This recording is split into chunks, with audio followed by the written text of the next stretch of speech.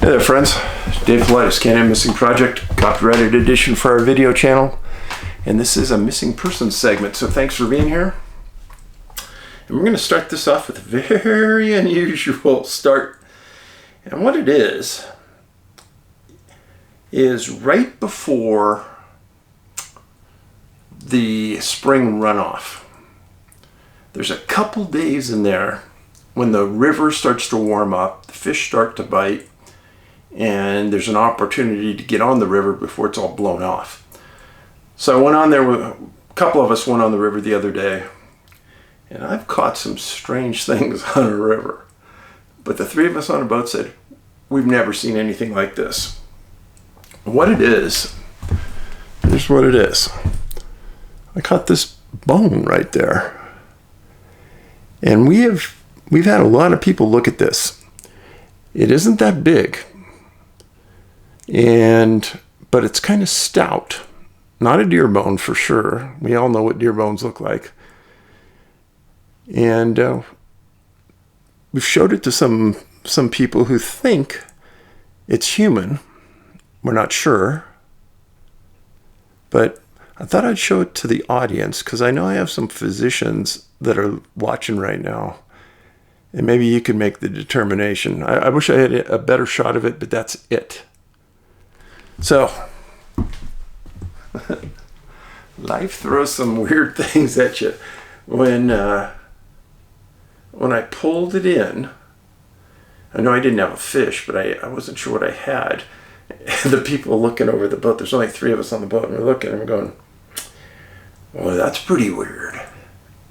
And we caught it kind of near where the South Fork of the Flathead goes through Columbia Falls. And we stopped right where we caught it and looked around, didn't see any other bones. And because the water was rising, who knows where it came from at this point. And no, I didn't bring it home in the house. One of the other guys took it with them, but that's my weird story for today. And I gotta say that is weird. And it's not only weird, but it's kind of a bit spooky in my world. I mean, I don't know what to say about it, but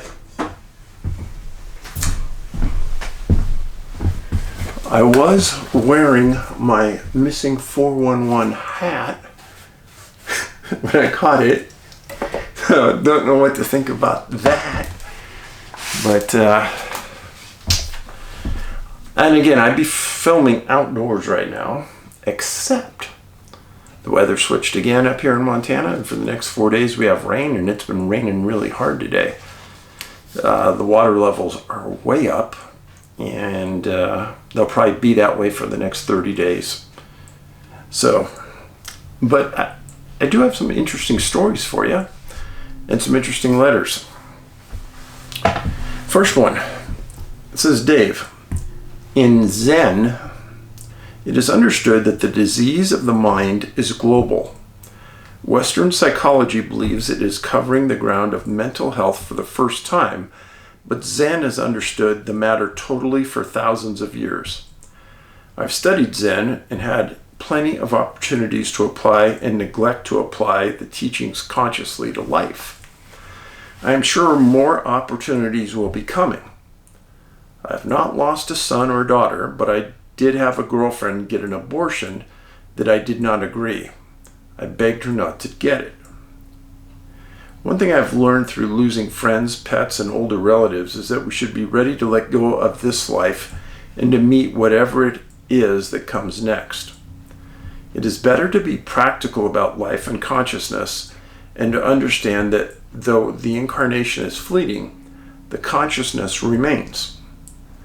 The pain you are feeling arises from a deep unconscious pain of the past, which results from giving reality to time where it has none.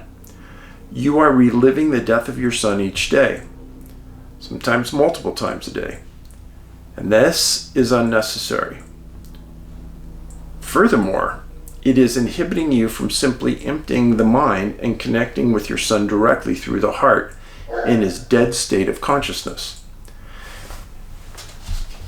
What I'm going to read to you next, I had a problem with. but I'm going to read it. Your son would rather you not feel so upset and simply remember the love you feel for him, and let that be a guide to being at peace with his presence always with you. I've heard this before. I don't know how anybody can say how anyone else feels after they go to heaven.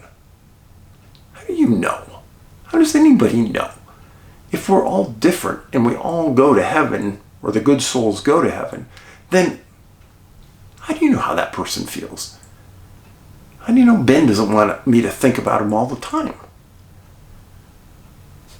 And I know I'll get all kinds of arguments and I'll get all kinds of opinions. I'm just saying, in the real world, how do you know? Even if the world is ending, Dave, and it looks like it is just on the precipice of the end, be at ease, my friend. Love always. So, because Ben enlightened me on many religions of the world that I would have never understood, never embarked on an understanding, I think there's a lot to consciousness. There's a lot to understanding that other world. Now, there was a time where he went to India for a month. And he got a special plan so we could text and talk every other couple days. Yeah, I was worried. I was worried that he might be taken advantage of there. He was big, 6'2", and from Masaki's days, he knew how to fight. So I wasn't worried about that, but he actually made it through really well, and he had some really good experiences meeting people there that had a definite different vision of the world and consciousness and spirituality. And I think he came back a more calm person, maybe a little deeper person with thought and ideas. I think it was good for him. Now, the idea that a deep unconscious pain from the past, if we were gifted the ability to remember the past and think of the past, then maybe we should carry that with us. How many animals in the world think in the present only? At least that's the appearance. Some animals grieve, and it's obvious they grieve over the death of a young one. From the appearance, they don't grieve for long because they have to get on with living. The next big predator is around the corner as far as they know. But even animals grieve. And who's to say how long is the right time to grieve? Very philosophical questions that I discussed in length with counselors. And there is not one right answer. There was a point when I was in counseling and I had multiple things coming at me at the same time. Multiple debilitating things coming at me at the same time. The counselor I was seeing, she was very good. And she said, Dave, outwardly, you're doing pretty bad. I could see it. And most people, Dave, they'd be crippled by what you're going through right now. And it wasn't just Ben, there were other things going on.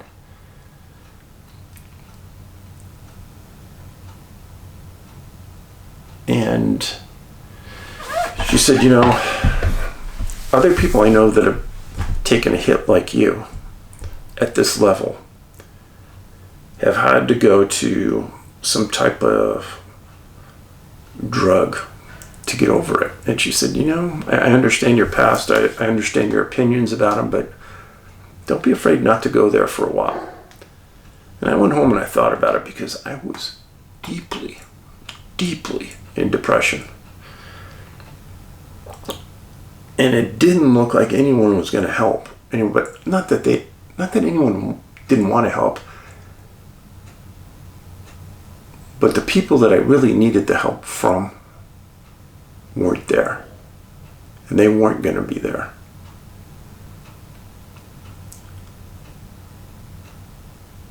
And it really made me search my soul to find the strength to get past those moments. And in some ways it actually helped doing some research on the missing people. And what I mean by that is that there's been several people that have disappeared that in my awkward way of thinking, the disappearance shouldn't have happened.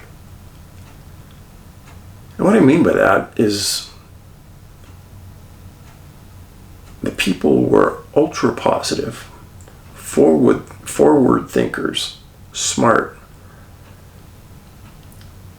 It was blatantly obvious that it wasn't suicide. One man's name was David Cook from New Mexico. And he got lost in the mountains in Colorado. He was an absolutely expert mountain climber. And he went off alone and he disappeared.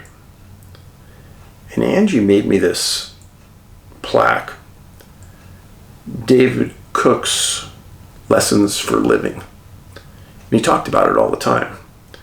And one of them was, life is a series of cans, not can-nots. Always remember that. Meaning, don't live and focus on what you can't do. Live and focus on what you can do.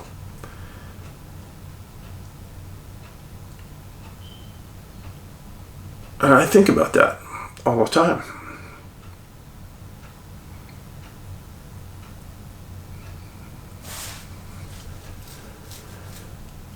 The other one was, David said, stay in good health, exercise. He also said, mentor people.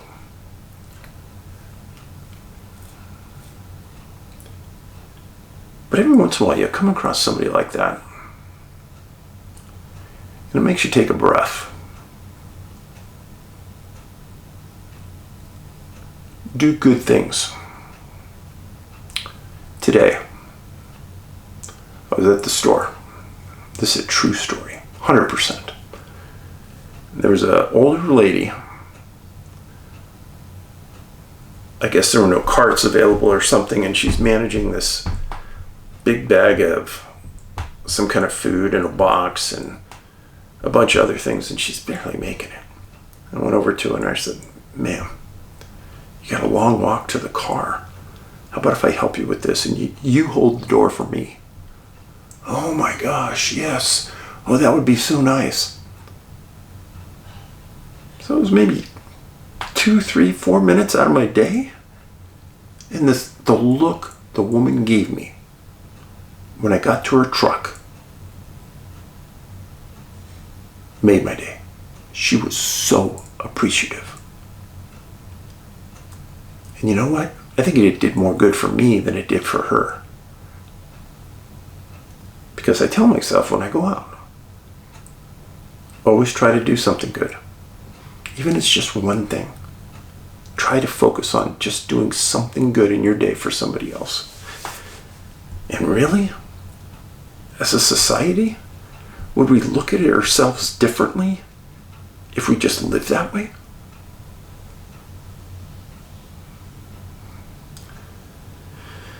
Now, when you're dealing with, or you're around people that have mental health issues, drug and narcotic issues, they're not thinking clear. You got to be careful. And I understand that. I've lived a life that way, being around those people. But you know what? Not everybody's like that.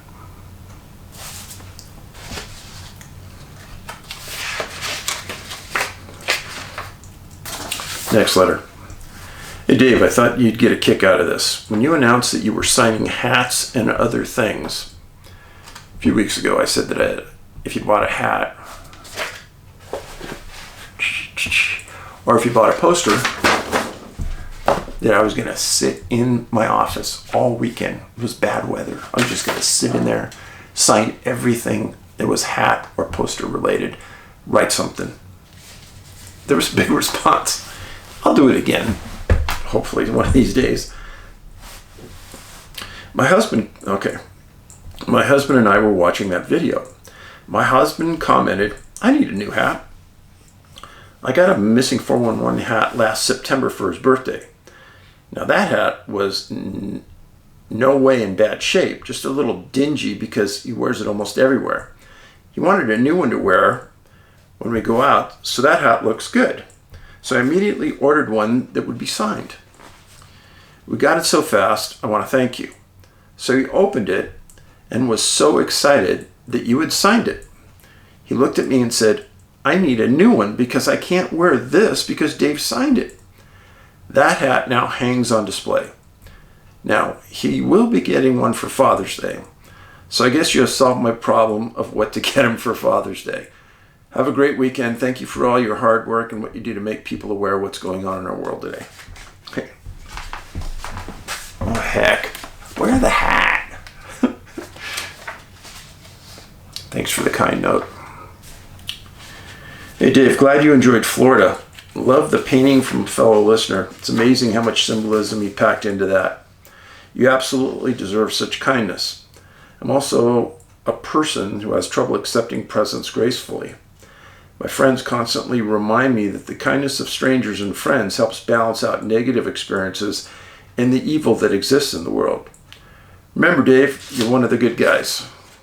Thanks for being here. Thank you.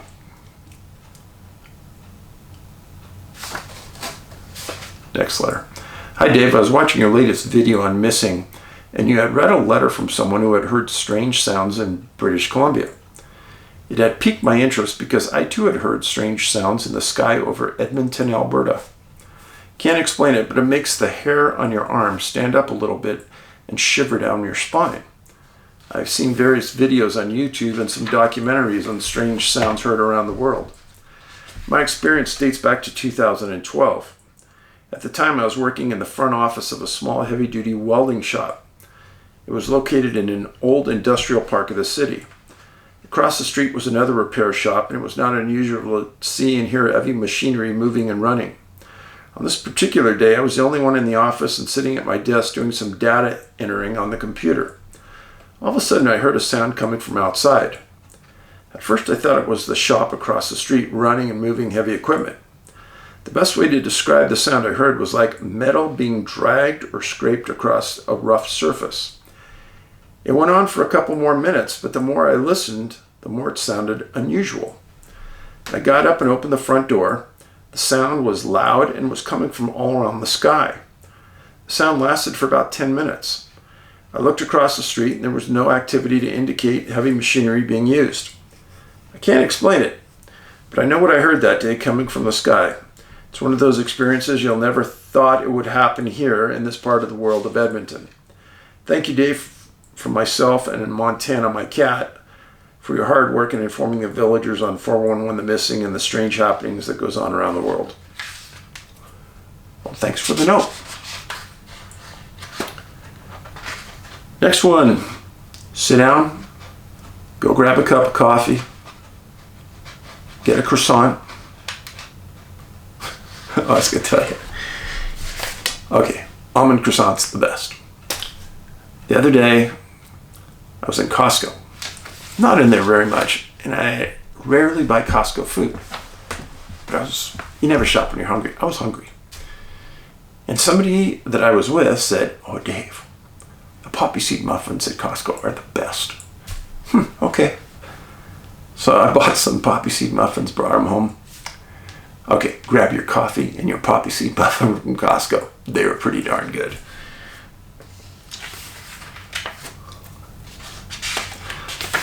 Sit down for this one. Hey, Mr. Paulides, I've been wanting to write you for a while, but my experiences don't seem like very much compared to some of the other letters you've read. I've never had a Bigfoot, Dogman, or UFO sighting, but I have had some strange encounters. I was in law enforcement for almost 10 years in different capacities. I live in a small town of Leesville in central Louisiana. It borders a military base called Fort Polk. The place is very rural, and there are a lot of thick woods across and around us. While people generally laugh at the idea of Bigfoot or flying saucers, I've talked to many older people who have stories of walking down lonely roads and meeting somebody walking and then have that person just disappear. The only reference of orbs I've ever heard of was one man who talked about the swamp gas lights that would appear over one particular field at certain times, which I always thought was strange because we aren't near any swamps. He never told where exactly it was because at this point in the story, people always would begin to laugh and make jokes.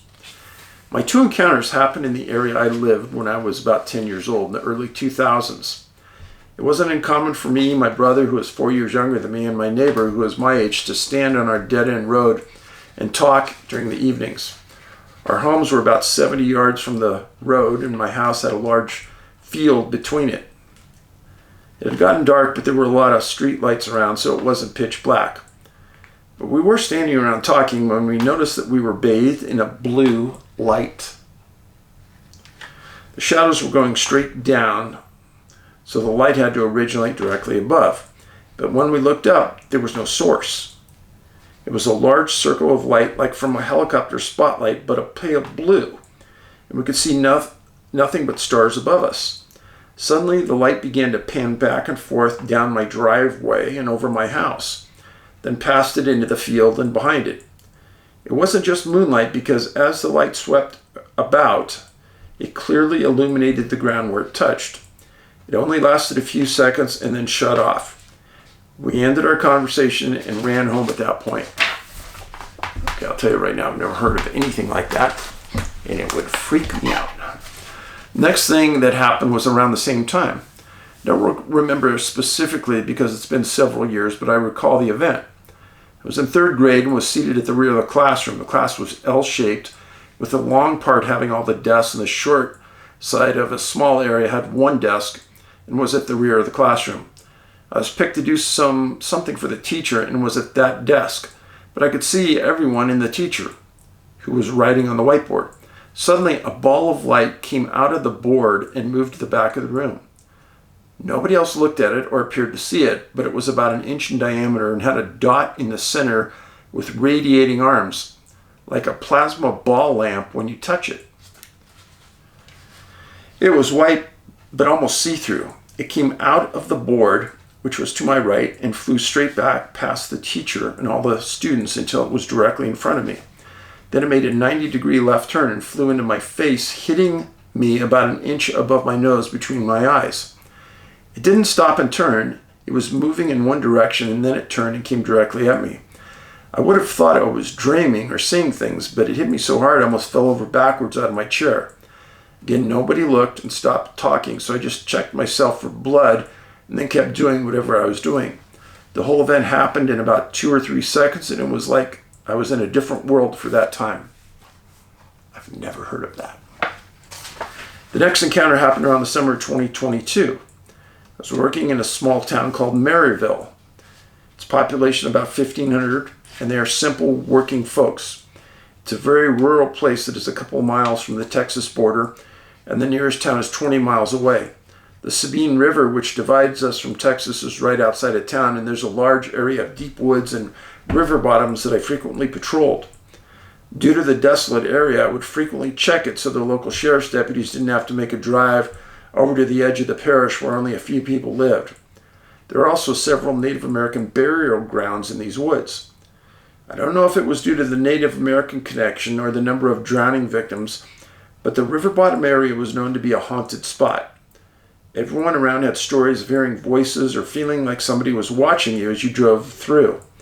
Even after you crossed into Texas, it was still many miles to the nearest streetlight or town. I worked nights much of my time there, and I was never afraid of the area. Highway 190 and 110 run through the town and are major routes for drugs and criminal activity. So I was always careful and attentive of what was going on around me. After dark, the traffic would slow down and I would go into the residential areas and turn all the lights on my unit off, roll down the window and put it in drive. My unit would move at about 5 miles an hour and I could hear and see things before people saw me. I learned this from my mentor, who was a retired cop. I say this to say that I'm not scared of the dark. I lived every night I worked, but I was also careful and carried the proper hardware to defend myself if something happened, because backup was at least 30 minutes away. I spent a lot of long nights listening to you, Scott, and Steve, and trying to open my understanding of the world around me. One night I was sitting off to the side of Highway 110 in a dark curve watching for traffic when I looked down and saw 2 lights bobbing up and down in the tree line, opposite of me and to the right.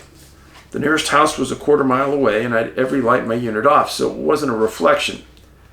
There was also no moon, no street lights anywhere in the area. The area was so dark I couldn't see the trees 5 yards behind the unit. The lights were yellow and a few inches in diameter. They began to move from my right to my left down the tree line, still moving up and down like they were following each other. I thought somebody may be in the woods with a flashlight, but from where they were on the ground, it was approximately 10 feet off the ground and did not light up anything around them. They were at the edge of the tree line, so I should have been able to see if somebody was holding a light source. I had first seen them about 50 yards away when they got directly in front of me. They vanished. At this time, I looked around and noticed that I could see the interior of my patrol car. It took a second to realize that there was a light source coming from behind me, directly over my right shoulder. Everything in my unit was bathed in a soft blue glow, but bright enough to see everything clearly. I looked up to my rearview mirror thinking somebody had walked up behind me and was being funny. I couldn't see anything in the mirror, but from the far side of my peripheral vision, I saw a blue orb in my rear passenger compartment. Okay, I would have been jumping out of the car at that point. The second I saw it, it went out with an audible pop, like electric wires rubbing together. I immediately felt a shock of terror. It was like something was enjoying taunting me. I left that area, never saw it again. The last encounter happened a couple nights after this one. I had started work and made my rounds that evening, then got ready for usual nighttime traffic and activity. That particular night, the radio tower from my side of the parish had gone out, so I needed backup. I would have used my phone, provided I could get service. At approximately midnight, I got the feeling somebody was watching me. I kept moving into different spots and even sat in the parking lot of the only truck stop in town, which had one clerk during the night, but I still felt uncomfortable. No matter where I was at, I couldn't shake the feeling somebody or something was hunting me. The sensation had never happened before, and it wasn't the usual fear or adrenaline that comes with the job. I felt different with gang members, bad citizens, and people who I knew could hurt me. This wasn't the feeling you get when you might have had to fight an angry drunk twice your size. This was the feeling of being trapped and played with, having no way out. Finally, I went back to our small office, which was unmanned except for the officer on duty.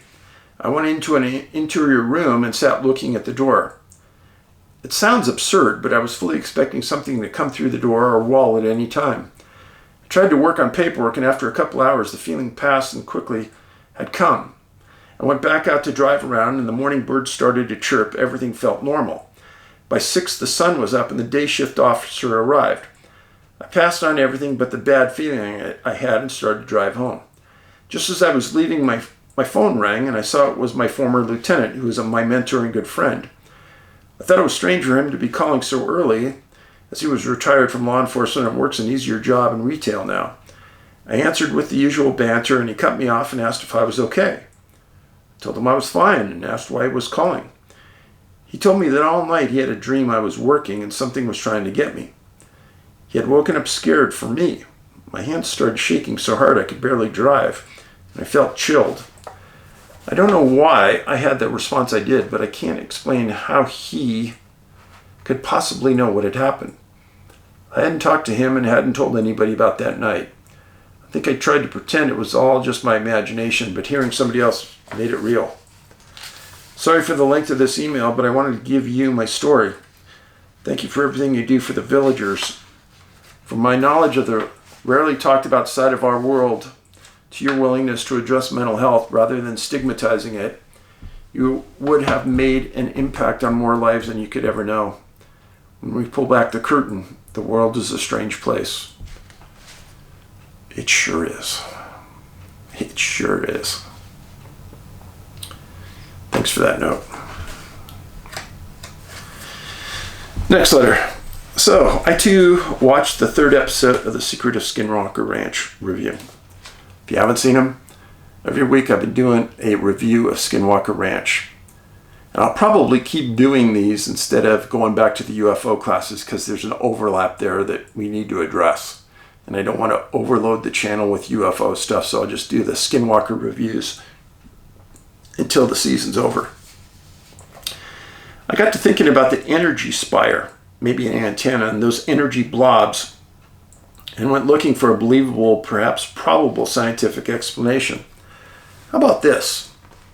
The intelligent plasma hypothesis. It was physicist David Bohm who first encountered a plasma that seemed to have an intelligence to it. Bohm's experiments were small compared to the size of the energy structures at the ranch, but that doesn't matter. If the energy is scalable, it could be any size. My guess is, whatever that energy is, it's part naturally intelligent and part controlled by an intelligence. Those skies in the sky above, and perhaps the anomalous 1.6 gigahertz signal. Notice that signal was not artificially generated by the crew was doing their experiments in the EP3, as if someone knew a helicopter would be paying them a visit. Are you aware of the now famous void in the Great Pyramid? Very controversial technology. The muon scan. I wonder if muon scan of the mesa where the anomalous underground object is possible. Dig on the side of the mesa where the object is that resists a slant drill. Sounds good to me. The machinery used operates properly. How about this?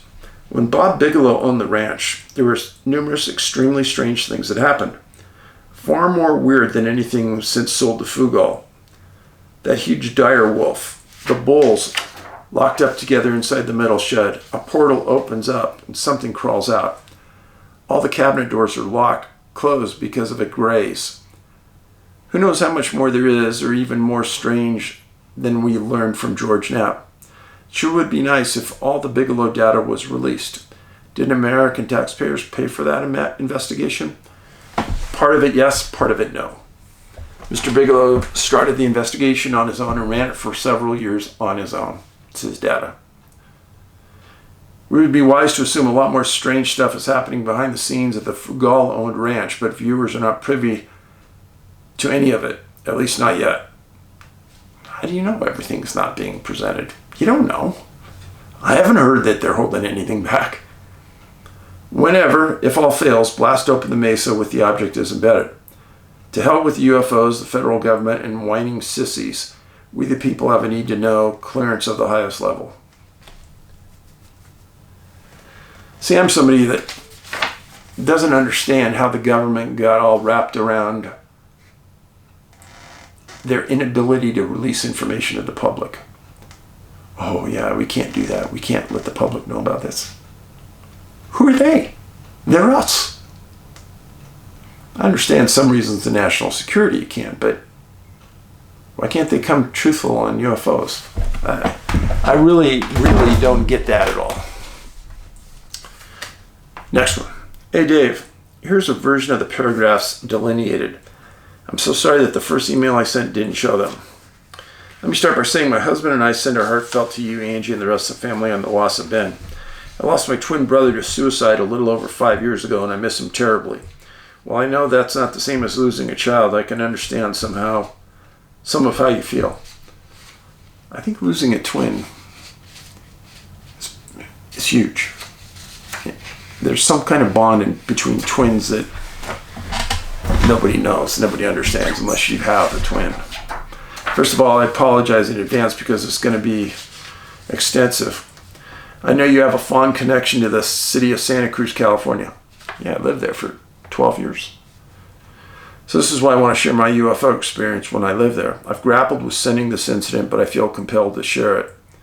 It was my hometown. I grew up there and attended local schools, spent my summers at the beach and boardwalk, and I have wonderful memories. It was an idyllic place to grow up, lived there for 64 years before moving away. This incident took place in late March or early April '68 and involved a friend of mine, who I'll refer to as M. Oh, like James Bond, M. And myself. I was 16, M was 15. We'd meet at the corner of Eastgate and Trevathan at 7:30 a.m. It would be helpful to have a map of Santa Cruz, and we would walk to the Poplar Street to catch the bus in front of the Branciforte Junior High. We would then be bused to Soquel High School. This was when Harbor High School was being built. Our class attended Soquel High for 2 years. In the fall of '68. We transferred. Em and I would meet at the above location at 7:30 a.m., get to the bus stop at 45 minutes before the bus arrived at 8:30. We always got there early so we would have more time to visit. On this particular morning, we met at our usual time and crossed Trevathan Avenue at the corner of Melrose. We had gone a few steps when Em grabs my arm and says, "Look," as she points to a fog bank that was receding to our left. This would be toward the south. We had a clear blue sky above us. I looked and saw something coming out of the fog bank. It was a UFO. It was very low and hovered right above our heads. It proceeded to cross up over our heads very slowly in a wobbly manner. I truly thought it was going to crash on us. It hovered over the house on the opposite corner from us. It was silver metallic shaped object with orangish red and green lights, alternately blinking around the middle with a dome shaped top. She grabbed my arm, screaming, "What is it?" We both were very scared, in the vernacular at that time, freaked out. That UFO was very low, just hovering over the house. I said, "Let's ignore it and maybe it will go away." I wouldn't have done that. I did not believe this, but I wanted to calm M down as myself as well. I had no idea what to do, but I remember distinctly feeling like prey as I stared at it. We took a few more steps and M exclaims that something just shot out of it and went behind the fence of the house it was hovering over. I asked her what did it look like, and she said a cylinder. I said, "A cylinder?" Missing 411, The Hunted, had a cylinder in it. Watch that movie. Next thing we knew is that we were at Morrissey Boulevard, and the UFO is now a white glowing orb about the size of a dinner plate held at arm's length, right in front of us. I yell, "Run, Em, it's going to get us." Little did I know at the time it already had. We had a couple of blocks back. Em said she was going to go home and tell her daddy. I replied that there was no way I could go home and tell my parents that I wasn't going to go to school because I saw a UFO. He thought about that for a second and said, "Yeah, you're right." Plus, it was well known that Em took drugs. I did not take drugs at all. We hurried to get to Poplar Street only to find the school bus pulling away from the curb. We ran down the street after it. The driver saw us and stopped to let us get on board. I figured we lost 45 minutes of more time as the bus was already picking up all the students and driving away. We should have been there 40 to 50 minutes earlier. I told Em not to mention this at school as no one would believe us, and especially her as she took drugs. Well, as it turns out, Em told everyone at Soquel High that day what we saw and what happened. All day long, students were coming up to me and asking if it was true. I said it was. I told them, yes, it was true, and Em was right. I never told my parents. I guess I just didn't think they would believe me. However, Em told her dad, and he did believe her. He owned a liquor store on Soquel across from the Foster Freeze, and I know that place well. Whenever I would go in there for sodas and candy, he would ask me about the incident, and we would talk about it. As you can well imagine, I had previous UFO incidents before, and some of them with other friends of mine. I know why I had friends involved in some of these experiences, but it took me a while to figure it out. Suffice it to say, Carl Higdon's incident and your missing 411, the UFO Connection, had similarities in a way to mine. We bought Missing 411, the UFO Connection, and have watched it 5 times now.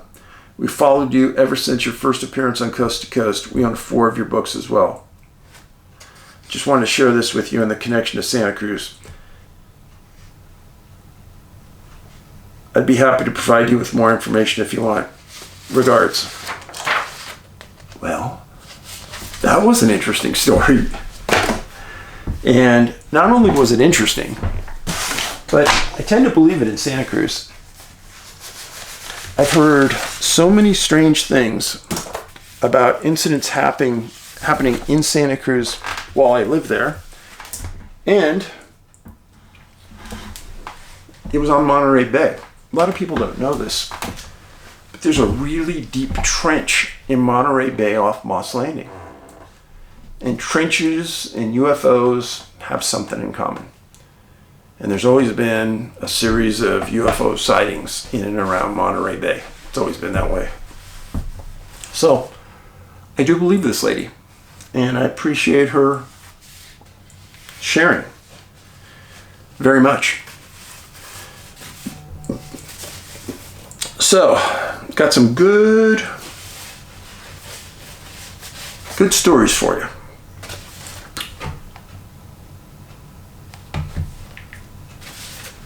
First story involves a man. This is an interesting one. Named Charles Holden. He was 78 when he disappeared, October 11th, 1964, 12 miles northeast of Gasky. That's the way you pronounce it.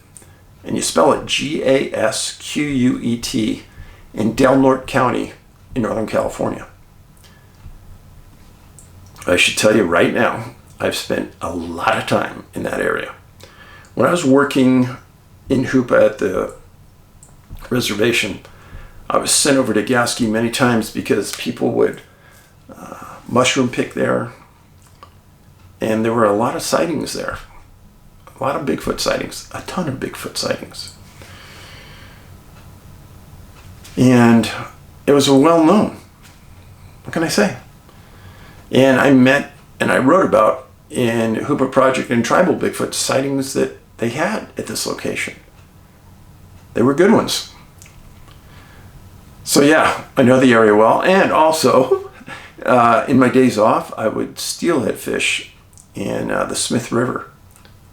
Outstanding fishing. I mean, it's not you're going to throw it in and catch fish. You got to be good. And you got to spend a lot of hours to catch one good steelhead, but it was fun. It's one of the last wild rivers in California.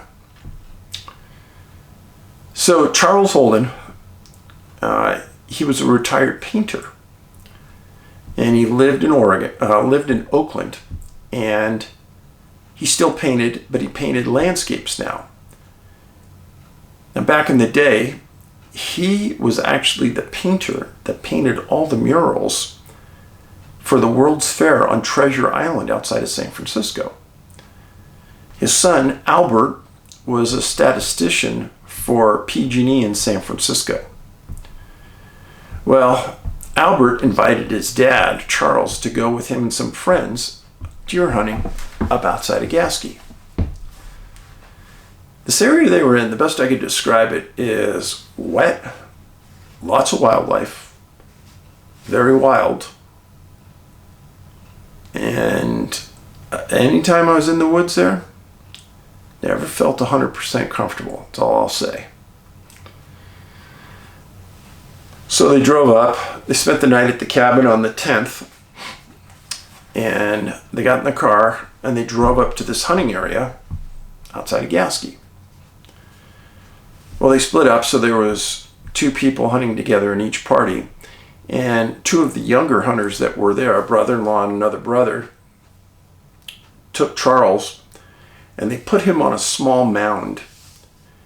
And they sat him down on a knoll, and he had a sketch pad, a 3-ring binder, and a box of pastel pens.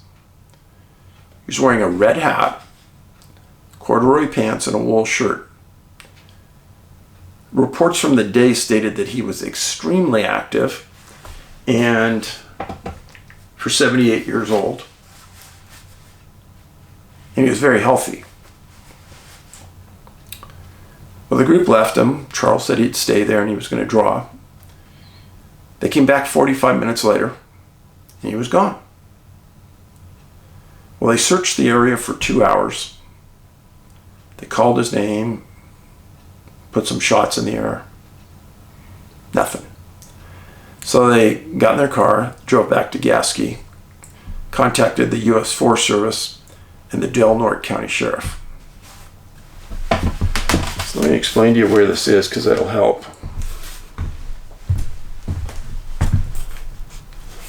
Now this is Del Norte County Airport, right here. This is Crescent City, California. This is the Pacific Coast. This is a very famous place called Hyuchi. And I wrote about this place in my book. It's called French Hill. This is Gasky. This is Patrick Creek. This is the area that they were hunting. And I don't know if you could read this, but I want you to know what it says is Monkey Ridge Fire Lookout. How would they get that name? Monkey Ridge Fire Lookout. Just saying, folks. Just saying. So the U.S. Forest Service and the Del Norte County Sheriffs group together. They come up. They first dispatch a deputy, goes in there, and immediately start calling for reinforcements, backup. And they got help right away. People from Crescent City, Del Norte County as a whole made a big announcement about it. The undersheriff for Del Norte County, Tom Lowry, ran the search efforts for 24 hours a day for 3 days straight. That is almost unheard of. Usually they'll pull searchers out at night. They ran them all day and all night for 3 days. Found nothing. Then they brought up 3 busloads of people for an additional 3 days. These were deputies, volunteers, Forest Service employees. And the entire search effort went for 7 days. Pretty impressive, I gotta say, for this remote area. And they explained that they went from 2 miles to 4 miles to 5 mile radius, and they continued to expand out. After the 7 days of searching by the county, Albert, the son, got assistance from PG&E, and they got more people up there, and they ran a private search for another 7 days. Just so people that know, PG&E is Pacific Gas and Electric, and they supply the gas and electric for the majority of the homes in California. They're a powerful organization. There's been many allegations recently that they have caused some of the fires in the woods from their lines arcing. At the end of the search, the press interviewed Tom Lowry, and they said, well, there's been 2 weeks of searches. This man wasn't a hunter. He said he was going to stay in place and draw. He's 78 years old. How far can he go? And what do you think happened? Sheriff stated, there's no theory that fits this. I read that and I thought, that's a pretty gutsy statement, but I admire it. There's no theory that fits this disappearance. So where'd Charles go? Why would he go? And I always think in these areas that if you're unfamiliar with the area, and let's say you saw something behind a tree, something unusual look at you, would you get up and go take a look? Would you? Maybe you did. Now they brought canines in. Canines tracked for just a small distance and then gave up. Don't know what happened. But I gotta say, the entire time I did the research on this article, I was thinking about why I was there. I gotta tell you. I got it. Honesty. So, I think it's interesting that the one person who did disappear out of that hunting group was somebody that was unarmed. I guess you could say he was armed with a pencil. Okay, next story. Follows a young boy named Joe Dodge. I like that name, Joe Dodge. 5 years old, missing July 2nd, 1922. He lived on a farm with his parents, Mr. and Mrs. Guy Dodge, near Brule, B-R-U-L-E, Wisconsin, very close to Lake Superior, and very close to a whole series of disappearances from that area. At about noon that day, Mrs. Dodge realized that she hadn't seen her son for about 30 minutes. He was wearing overalls, no shoes. So she started looking around, got her husband. They started looking around. After a couple hours, they couldn't hear him, they couldn't see him. They were calling for him, yelling for him. They didn't think he could get out of the area of their voice that quick. They got neighbors. They searched the whole day into the night. Nothing. The next day, Mrs. Dodge went into Brule, and on July 3rd, she requested help from anybody in the city. Well, they immediately got 100 residents to come out, and 100 searched that day. That's a pretty impressive number from a little tiny town. Let me show you where this is at. So this is Brule right here. This is Lake Superior. This is Superior, Wisconsin. Kind of get a feeling.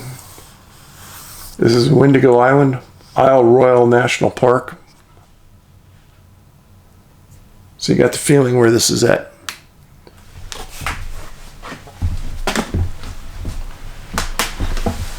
July 4th, 2 days later, after he disappeared, 400 people had heard about this and came to the Dodge residence. They systematically called the boy's name, marched through fields. Didn't get a response. Didn't hear anything. Bloodhounds came in that day. Never picked up the boy's scent outside of the home area. After that, it all stopped. It's a key point, folks. Because as the handler, the point he picked up the scent is important. Which means that the boy was probably in that front yard, obviously. But if he left on foot, especially without wearing shoes, that canine should have picked it up and tracked him, which it didn't. So 400 searchers finish on July 4th. Nothing. One man, a man named Mr. Loveland, decided he was going to get residents from the cities of Washburn, Bayfield, Iron River, Superior, Duluth, Potwing, and several other cities. And he got them. He got hundreds of people. And they all arrived on July 5th. And he formed a line of men a mile long, 10 feet apart. And he said, we're going to all march in unison. They did. And they marched 2 miles. And they stopped, came back, shifted, marched 2 miles another direction, stopped, shifted, marched 2 miles. They did this until noon. And then residents from Brule came, rallied around this poor family. And families from Brule brought sandwiches and coffee and fed hundreds of searchers. When I was reading this, I was saying, could this even happen today? Are we a society that could rally around a cause like this? I think people in rural areas know you have to depend on each other. And you have to help each other. In cities, I don't think it'll ever happen. Well, it was an absolutely unprecedented effort for 1922 in my book. Well, they continued this for 2 more days. Day 6. I can't believe the men are still showing up en masse, but they are. 3 miles from the point that the boy was last seen, a man named Jalmar Frostman was walking in the line and heard a faint cry just ahead of him. And he walked up to an open area under some trees, and he saw Joe Dodge. The boy just barely could lift his arm, barely could make a squeak, but that's what he heard. And Joe was alive. Barely. Just barely.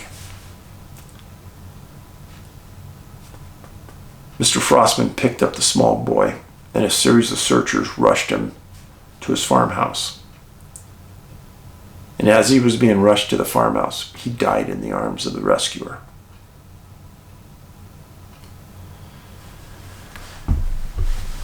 It was the opinion of Mr. and Mrs. Dodge that their son was probably deceased by the 6th day, and they were astonished to think that his little boy had made it as long as he did.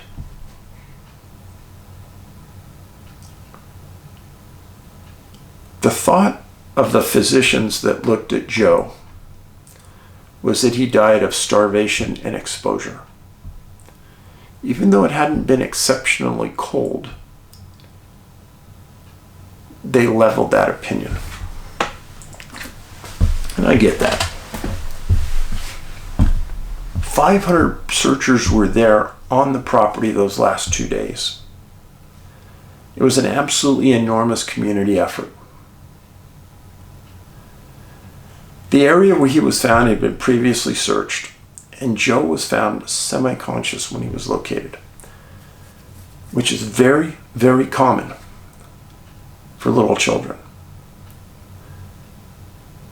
Reports said that the area he was in, it appeared as though he or deer or something had trampled down that area, and he had probably been there for a while.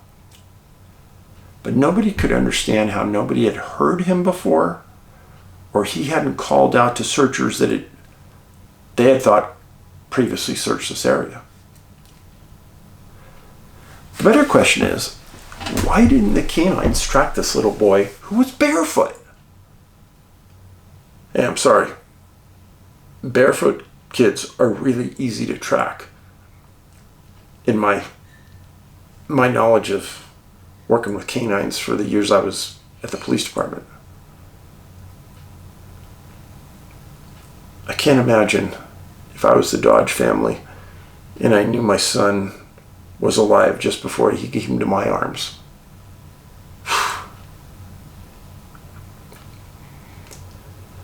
I can't tell you how many times I've researched stories just like this one I told you. It doesn't make sense at multiple levels. Something's going on. Joe disappeared in an area where there's several cluster zones nearby. When I saw this and I realized it was so close to Lake Superior, I knew that it was going to be something odd. So, those are the 2 stories for today. Another thing, I don't know if I had a little boy that died on my farm, if I could still keep working there, knowing that. A lot of bad juju would happen in my mind. But Missing 411, there's 11 books in the series. Don't buy them at Amazon or eBay. You're going to pay $100, $150, $200 for a book. $24.99 on my site. My site is NA, like North America, nabigfootsearch.com. Get the books. If you want to buy the DVD or Blu Ray to Missing 411, the UFO Connection, or the Blu Ray or the DVD to my first movie that Ben directed, Missing 411, you can get those from me at nabigfootsearch.com. I greatly appreciate you being here, and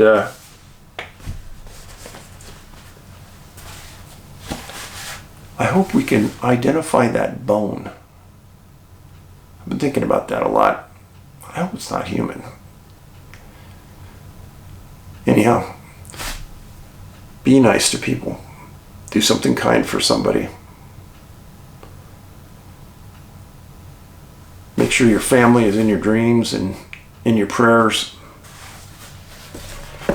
I appreciate each of you being here. Please share this video on your social media. Have a great week. Paulides out.